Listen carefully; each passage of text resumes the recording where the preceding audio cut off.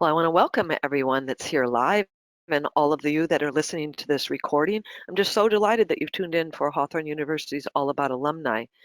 And since we have a number of new people with us today, I want to let you know that if you're listening for the first time, that All About Alumni is our platform where we showcase Hawthorn graduates so they're able to share their post-grad activities and their accomplishments. To me, there's so many ways that our graduates are using their Hawthorn education. It's really amazing. And, this comes about because we have a variety of nationally accredited degree and certificate programs at Hawthorn. Some of them are for people that are pursuing the clinical track with the goal of working directly with clients. But there's other programs that are dedicated to those that are seeking to primarily educate. And certainly we have programs for those who simply want to learn valuable, credible information in a conducive environment. Truly, the success of our students is a testament to Hawthorn's mission and principles to provide quality, affordable, holistic health and nutrition education. Certainly, that's why we all love to learn more at Hawthorn. And given that, I want to let you know I'm your host. I'm Paula Bartholomew. I'm one of the founders of Hawthorn, and it's truly such a privilege for me to be able to feature and speak with our graduates. So I want to get us started today. We are going to feature Hawthorn's Nutrition Consultant Clinical Program graduate, Ginger Hudock, and she's going to join us to talk about the formation of her holistic nutrition career post-graduation with her presentation, Teaching Others to Improve Their Health with Nutrition. So Ginger's going to share how she first became interested in nutrition to help improve her own health, and then she'll discuss why she decided to enroll in Hawthorn to help others with their nutritional needs too. And then Ginger will describe the scope of her current practice and offer some advice for people that are considering a career in the field of holistic nutrition. And while I have the pleasure of interviewing Ginger, those of you that are attending live certainly have the opportunity to ask her questions directly. So I don't want you to hold back. All you need to do is post a question or a comment in the webinar question panel, and letting everybody know that we're recording this and we'll have it posted to our website in just a few days. You'll find it in archived webinars where we have years worth of additional recordings of graduates that are talking about their success stories. So all that is time for me to say hello and welcome you, Ginger. Hi, Paula. I'm I really hope you excited didn't to be hear. here today. Good to be here with you too. Yeah, it's really a pleasure to introduce you and be able to have you share your postgraduate experiences, Ginger. So I'm going to go through your bio a little bit first because it's chock-a-block full of you. Ginger's a holistic nutrition consultant. She's working out of Icon, South Carolina, and her business, Nutrition with Ginger, helps clients discover the power of personalized whole food nutrition to prevent and heal from many chronic health concerns, especially gluten and other food sensitivities. Ginger is a 2015 summa cum laude graduate of the Nutrition Consultant Program at Hawthorn. She's also a certified gluten-free practitioner and a certified bio-individual nutrition practitioner. She holds memberships in the National Association of Nutrition Professionals, as well as the Weston A. Price Foundation. She's had additional training in nutrition for cancer support at Hawthorn on traditional diets, as documented by the Dr. Weston A. Price with Sally Fyan, and in courses introduction to the introduction course to functional medicine and the introduction to functional nutrition from the Institute of Functional Medicine. Prior to beginning her career in nutrition, Ginger was an educator and a college administrator for over 30 years, most recently as the Vice Chancellor for Business and Finance at USC Icon. Her eclectic background includes a bachelor's degree in vocal performance from UNC Chapel Hill and an MBA in finance from UNC Greensboro. She considers herself a teacher and an advisor, whether working with people individually or in groups. It's a beautiful bio, Ginger. It really encapsulates so much of what you've done. We're really pleased that everybody's joined us to hear Ginger's journey. Ginger, are you willing to share it? Are you ready? Sure, I'm ready. All right. Let's start out with having you tell us a little bit about yourself. Well, your bio did pretty well, but as the bio said, initially I knew nothing about nutrition. I was working in college financial administration. I was a wife and then a single mom and mother of two kids. My knowledge of food really it consisted of Weight Watchers. Went there a couple of times and knew how to count points, eat a low fat diet, and then what I thought of as a healthy meal was at lunch I would have a lean cuisine and a Diet Coke, and if I had that I thought I was eating healthy, but that was the extent of my nutrition knowledge. Wow. It's not uncommon for people to eat that and think they're eating healthy because that's what the media tells us, right? Right, and I did know on my picture I knew that Burger King wasn't really healthy, but lean cuisine, it's got to be healthy. Right, right. All right. Um, let's talk a little bit more about how you got interested in nutrition a little bit more. Talk about that. Well, in 2007, started having a health crisis. I began having intestinal pains and headaches constantly, 24/7. And I didn't know what was causing it at the time. I would take some ibuprofen to knock back the headaches. I'd take, various medicines my doctors gave me to try to knock back the intestinal pains, but nothing really worked. And this continued for about a year. And then in the middle of 2008, my GP finally suggested that I try an elimination diet. And I said, "What's that?" She had me eliminate wheat and gluten grains and dairy for about a week. Mhm. It only took a couple days and I could see a huge difference. And when I went back to her, we found out my main problem was food sensitivities. After some more elimination and tests, it turned out I had not only gluten sensitivity, dairy, corn, soy, allergies to fish, and several others. Mhm. And over time, I also developed two autoimmune diseases, unfortunately, celiac disease and Hashimoto's thyroiditis. But as I was, working with her, working with other, read about nutrition and other, saw several different holistic practitioners, I just knew I didn't want to be on medications for life. I wanted to try to heal naturally as best I could, Mhm. and began to get better. And then I also learned later on that really the trigger to what happened with me was most likely a whole series of vaccines I took in 2007 before going on a mission trip to Haiti. It was just more than my system could handle. Mhm. Mhm. Oh my gosh. I think it's remarkable that a conventional, your GP suggested an elimination diet. Yeah, it was. It was just really wonderful. And so much of what you see in a sensitivity panel like you did for follow-up labs, Mhm. once you address the issues and remove the offending foods like that and start addressing healing your gut, Mhm. I wonder if Exactly. there were some of those foods, I mean, some of them are such common allergens, it just makes Right. sense with repeat consumption of it. But were there Mhm. foods you've been able to reintroduce now that you've had more healing? There is, yes, there are some of them. I mean, gluten never, because I have the genetics and I also have, celiac, but I can have dairy occasionally. And I mean, soy and corn, not so much, but other foods I can. So I've been able to add them back. The good quality foods. Terrific. It's really a success story then Hmm. emerging here. Well, once you had so much personal knowledge that you gained through this process about the power of whole foods diet, how did you decide to go back to school then and study nutrition? Well, in 2011, I took early retirement. My daughter wanted to homeschool for high school, and so in our state, I had enough credits to be able to take an early retirement and then work with her.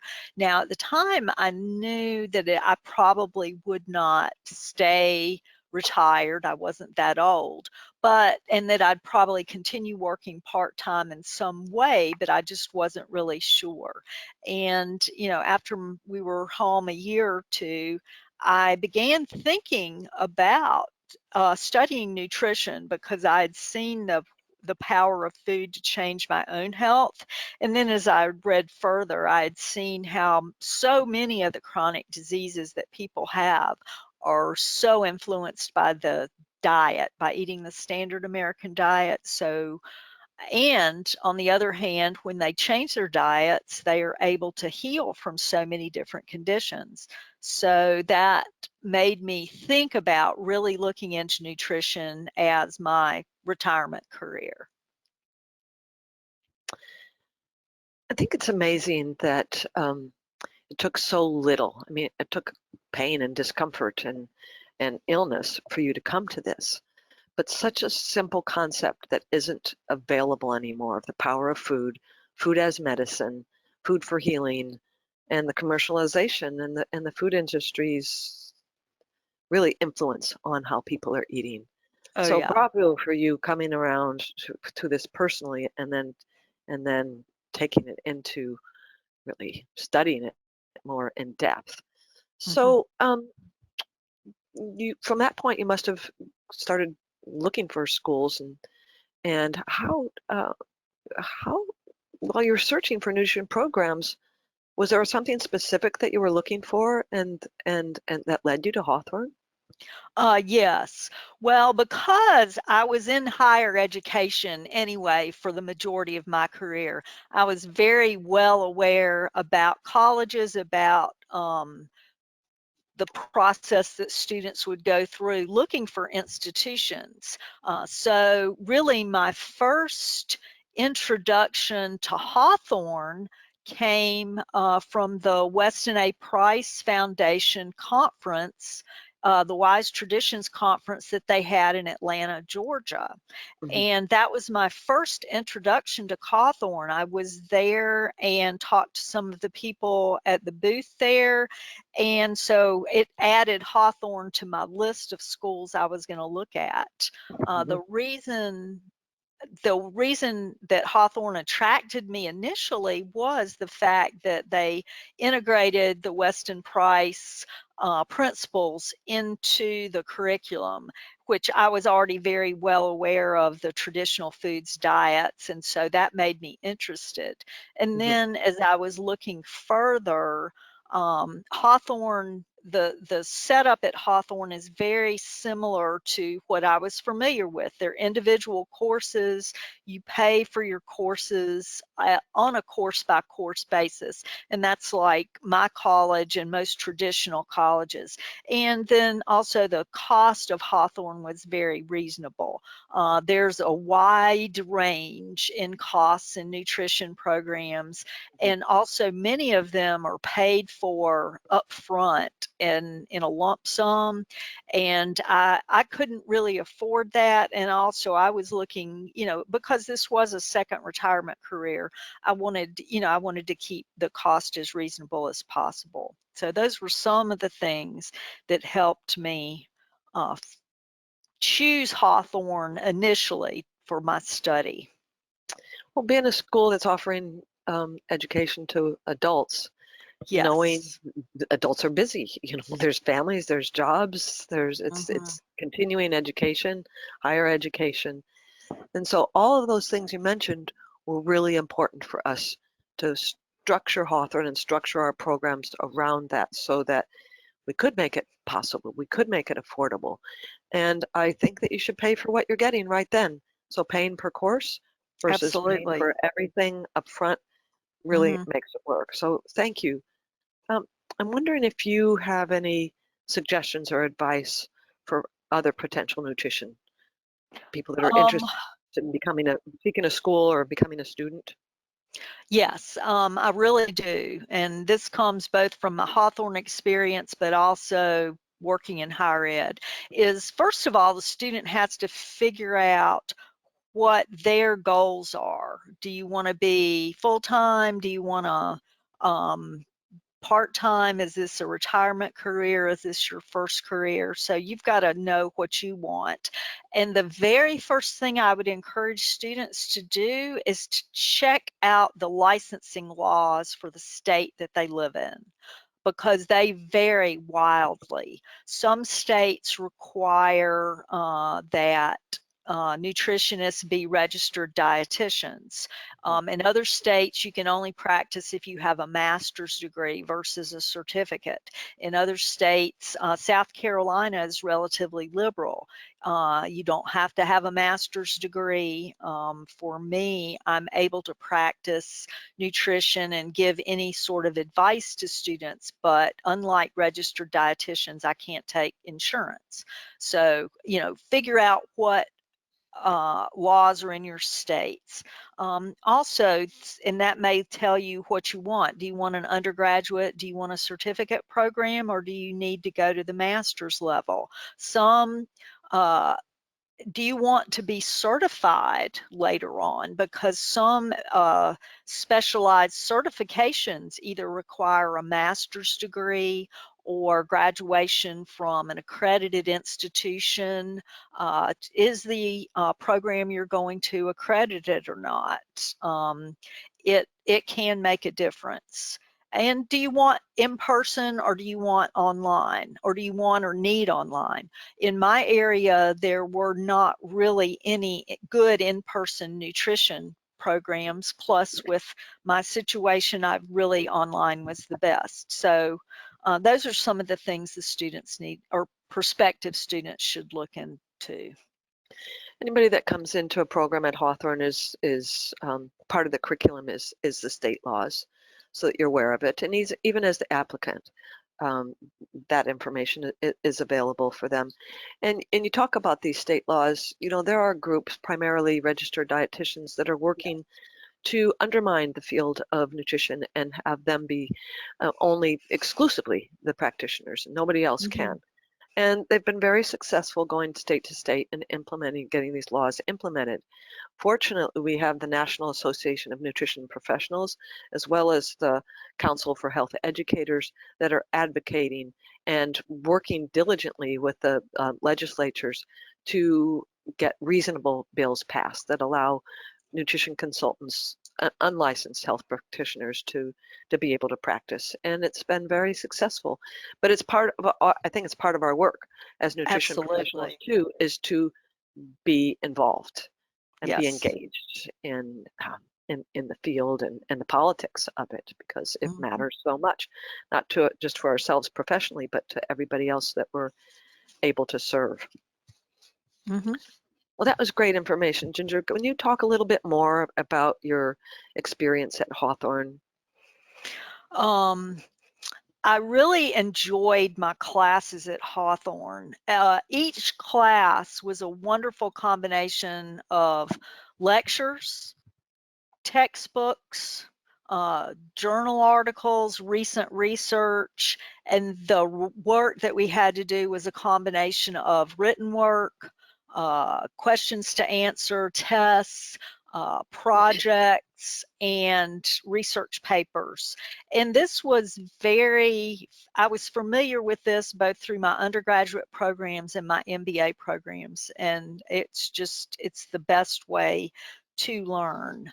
The professors were excellent. I had three different professors over the time I was at Hawthorn, and each of them were experts in their field. They were available, so they were working professionals. So any question I had, whether it was in my particular coursework or just in general, they were so helpful to me. The other thing I really enjoyed about Hawthorn was much of the work really was practical, in that a lot of the projects that I designed during my courses, I've been able to use later on in my nutrition work. For example, one of my classes, I designed a sugar elimination challenge, and I use that both for the basis for a talk I give in the community, and I also use it as a short course that I've given to many individuals around. The other thing that's really good about Hawthorn is the webinars. As an example, you have webinars twice a month, and I have your YouTube channel set up so that both, even as a graduate, I learn a whole lot that helps continue my nutrition and holistic health growth. But overall, I was so excited and really enjoyed my experience at Hawthorn. And I was thankfully able to time it such that my graduation was at the same time that my daughter went off to college. So things worked out, right? Yes, A little bit of less responsibilities at home opened up some time for you, and exactly. you're all continuing your education. Mm-hmm. Thank you for sharing that. You know, the back to the professors at Hawthorn, they are working professionals. So they've all got clinical practices and they're subject specialists in their fields. And so you had several different instructors because they'll be the expert in certain subject matters that would be part of your course load. And they'll be able to bring that. I think it's just so valuable, especially when you're doing clinical training and you're having practice clients throughout Yes. your upper level courses in the program. And so for them to be able to give you their expertise and their experiences too, and add to the depth and really the comprehensive nature of a protocol that you're designing for a wellness plan for people. All right, what about additional training or certificate programs? Have you done anything since Hawthorn? Yes, I did. As you said in my introduction, and also from my health challenges, I knew I wanted to have a specialty in helping people with food allergies, food sensitivities. So the first specialized program certification I got was as a certified gluten-free practitioner. This is a program that was set up by Dr. Tom O'Brien, who is a specialist in dealing with celiac and gluten-free, non-celiac gluten sensitivity, and he's also an instructor at the Institute of Functional Medicine. So that was very helpful. And then a couple years ago, I was also certified as a bio-individual nutrition practitioner, and this is a program that was set up by Julie Matthews. This takes diets and gives you further information about how to use different specialized diets for clients based on what their particular health conditions. So both of these were really helpful to my food allergy and sensitivity niche. I've also taken some writing courses and programs for online health practitioners. Fabulous. You know, Tom O'Brien, I bet that program, well, certainly he's so great at what he He does. It's a is. really good program. And like you said, it was really specific to you, but so allowed you to go really in depth in this subject and Yes. support the so many people that are also dealing with gut issues and Yes. certainly needed to understand gluten a little bit better. And Julie Matthews, I'm so proud of her. She was a Hmm. student at mine years ago Oh, wow. I at didn't another know that. college. And yeah, it's like for her thesis, it's like, autism, Julie, autism. Yes. And she is the leading nutrition expert on and autism in the United States. So Absolutely. great bio-individual nutrition program is really get into the individual diets that are specific and supporting people to be able to recover for so many things. Yes. Excellent. Um, let's talk a little bit more about your current practice and what the steps were for you of how you designed it, and I just wonder if it's different now than you imagined it would be when you were in Hawthorn. Um, my nutrition practice now, and on the slide is a picture of my office. It's in my home. Yeah, it's a little different. I'm doing more writing, more education than I thought I would be doing than just one-on-one. But I am doing one-on-one nutrition practice. Much of the design of my business was actually done in my final class for the nutrition consultant program. That entire class helps the student figure out, if, particularly if they do want to practice for themselves, how to set it up and how to design it, and budgets and all kinds of things you might not think of otherwise. So that course was invaluable to me. And I named my business Nutrition with Ginger. It was kind of a natural, and Mhm. my logo is a ginger flower, since ginger is my name, plus it's also such a healing spice, particularly for the gut. That was just kind of a natural. I decided that I really did want to be in private practice for myself, particularly because this was a retirement, part-time retirement job. I also knew that I wanted to have low startup costs, so I did most of things myself, but I got a lot of free help from our local small business development center. They helped me set up my first website, my email list, learn how to do social media how-tos through one-on-one working with their consultants in those areas. And as I said, I set up a home office, and initially I got some of my first clients both from friend referrals and also from local health practitioners who knew me and were willing to send people my way.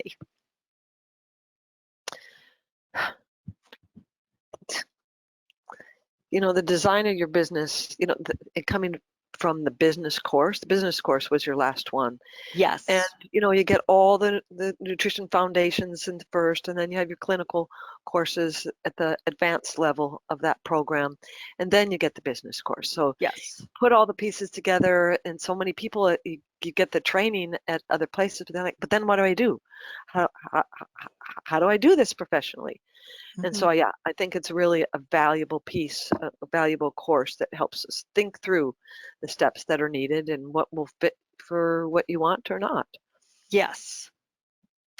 Well, Ginger, I wonder, from your first years in business, they're often such a huge learning curve, and I wonder if you have any advice for our soon-to-be graduates based on your experience. Um, Yes, I think the first question I would want graduates to consider is, do you want to work for yourself or do you want to be an employee? I mean, there are advantages to both. Working for yourself, though, you've got to do everything. Not only do you have to, work with your clients, but you've got to market, you've got to advertise, you've got to do everything. Working as an employee, whether with a medical practice or in some other way. So figure that out yourself. And if you are going to be self-employed, definitely set up a budget for the startup expenses, because it can be monetarily very expensive to set up a website, to set up a logo, and to set up an email list and all of that. Or it can be less money involved, but a lot time intensive if you did what I did, which was do a lot of it myself, but it was still very intensive because I had no experience with that Mhm, before. mhm. And the other thing to think about is, do you want to specialize in a particular area of nutrition? That doesn't mean you won't work with other people, but if there is some sort of a specialty you want to do, you might want to do what I did and take some sort of additional coursework. And the other thing to think about is, do you want to get certified, whether from the National Association of Nutrition Practitioners or another type of certification? And if so, you may have additional tests to take and practicums. So those are just a few things I thought about for new grads. It's great. It's great thinking. I appreciate it so much. I'd say the highest numbers of our graduates go into private practice. That is their goal, and that's their focus. Certainly, there's tremendous jobs available also. We have people that are working in medical offices and in starting clinics and so many different things. So you had some really good advice there. I think that in terms of startup costs, I've also seen people do trades. Yes. Somebody has the expertise that you don't, and you can offer nutritional services. Um, and that also sets up a really wonderful professional referral. Once they Absolutely. know what your work is like, they'll tell other people. And then back to what you want to specialize in many of the programs, and certainly the nutrition consultant program, there's a thesis. So the thesis is optional in the nutrition consultant program, and that allows students to really go in depth into a subject that they're very interested in and become a subject specialist, and then really be able to focus on that and have that be their niche. Let's come back to your current practice, Ginger, and talk about how you've built it. What are the components of your practice now? Right now, I do one-on-one consultations, and that's the basis of my practice. Some of them, I guess that's the good thing about nutrition, since they've had the lockdown with COVID, we're not as dependent on seeing people face to face in person as certain other professions.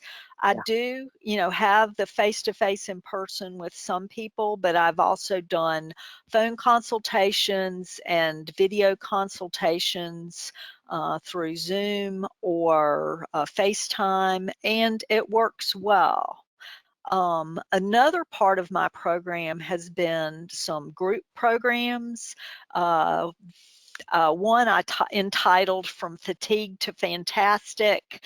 This was a 6 weeks program. It combines an elimination diet, but also helps people. It's really kind of a detox program, and can also be a start of a weight loss program. And it's had some good use. I've just done it in person, but I hope to maybe make that an online program as well. I've also Doable. developed revenues from supplement sales. Part of Hawthorn, as students, were able to get supplements through some professional companies, and I started that with Emerson Ecologics, and I've continued that as a graduate, and am able to get commissions when clients purchase through my Emerson link. And in addition, there's been a few affiliate programs. One in particular is called Ultimate Bundles. They release some health-related programs every year that are of interest. So I have sent that out to my newsletter list and have developed, gotten some additional funds that way. And the other big part of my practice is as an educator and teacher. I've done community talks throughout our area in just general nutrition, on sugar reduction, nutrition for specific health conditions such as cancer, heart, Parkinson's disease, and also gluten-free. So some of these have been general open presentations, and others have been to specific organizations, such as with cancer survivors, the Mended Heart Group, and a Parkinson's support group. So since March, I haven't done those live because of some of the shutdowns, but I'm sure that will come back during the next year. Mhm. I also write on a regular basis. We have a local magazine called Bella, and it's now gone statewide. So I do a nutrition article every month. I write on my blog, and there have been other publications, both online and in print, that I've written for, and I've been on some podcasts. And I didn't realize it before starting the Hawthorn program, but I really like writing. And my It's a good thing you latest, had a good enough of it while you were in your courses. oh yes, absolutely, absolutely. Um, my my latest endeavor has been a nutrition course for lower income populations. I mean, I really have a heart for helping people who just aren't aware and they're just eating the standard American diet. But I have developed this program with a slant of, and this also uses my finance background, I think, how to eat healthy foods on a budget. And it Right. can be done. So they may not be able to eat all of the organic foods, but you can certainly improve your health greatly just by eating healthy whole foods. And I've done this with a couple of different uh, organizations in our community, and I'll be expanding that to some others that deal with these populations of uh, people going back. One's a job training program, one's a pregnancy resource center, and so I've done that kind of thing in the community on a regular basis. I want to really honor you for working with the lower income population as well as the underserved. Thank you. Yes, it's holy work in my mind. This is a population that is stuck in a Yes. rut.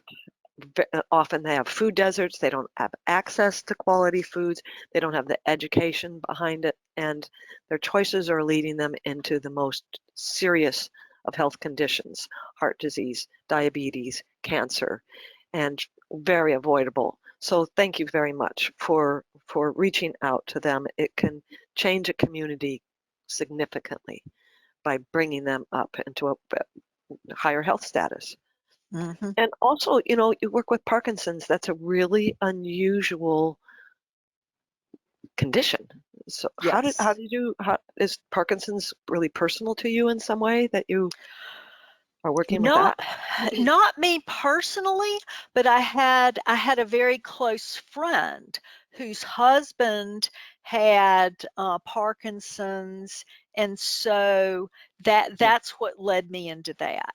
yeah, yeah. What about um, future goals? Where are you going to go now? Well, I as this quote says, I'm prepared to go anywhere as long as it be forward, from David Livingstone. This was something I put on my blog page a little while ago. One thing has been running around in my mind is a possible book. So I really enjoy writing. So I can do the short form. I can do 1,000 words. So can I put those 1,000 words together into a book? I hope I can before too long. The other thing, a couple things I was interested in, is, as I talked about, is making some of these programs online. I've gotten more during COVID. I've gotten more proficient with Zoom and some other types of media like that. So I want to maybe look at putting some of my courses online. Excellent. And once we can get back into doing things in person, I really hope to offer some short wellness retreats. Going down, we've got a place down in Hilton Head Island, South Carolina.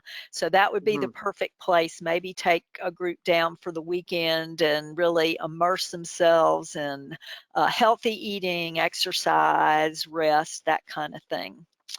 And as a Christian, I'm also looking at adding, a spirituality component, or maybe also some exercise to some group programs I might develop in the future. So these are just a few of the things that are stirring around in my mind.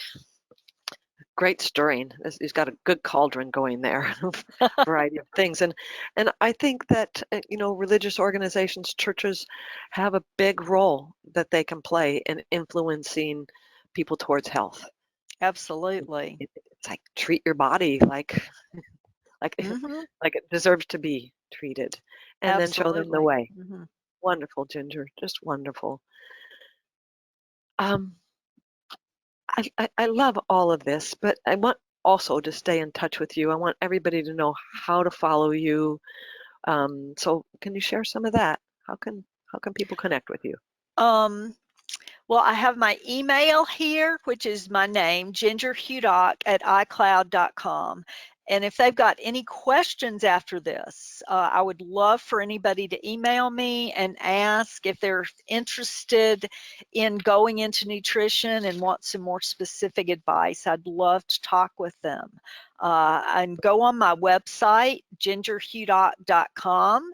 You can sign up for I send out a newsletter probably once or twice a month with the latest information and also some of my blog posts. I'm on Facebook and Instagram.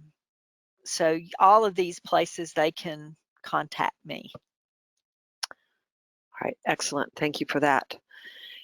Ginger, I just have to say what a pleasure it's been to feature you, to have this conversation together, and have you share such wonderful things about yourself, about the work that you do, and the encouragement that you're bringing to other people as well. It's really been a pleasure. I thank you so much for everything you did to put this together.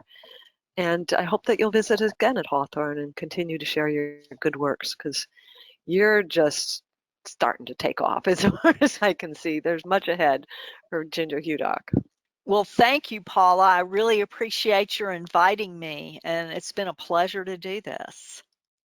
It's been a pleasure for me too, and I'm really proud of you, Ginger. Thank you. You bet. And so that's going to conclude this with Ginger, but I want to let you know that it's also our last All About Alumni for 2020. So our next one, we'll meet back here again on Wednesday, January 6th, 2021. We'll be live with our next graduate from one of our unique listed nutrition training programs. Also a reminder that we recorded this today, and we've had so many additional Hawthorn graduate presentations, so I hope you'll explore archived webinars on our website and view their presentations too. And while you're on our website, those of you that aren't already part of Hawthorn, explore the courses and the programs that we have and see if something just tickles your fancy and suits the direction you want to go in. All right, everybody, until we meet again, I want to wish you all the best of health, encourage you to take good care. It certainly matters so much.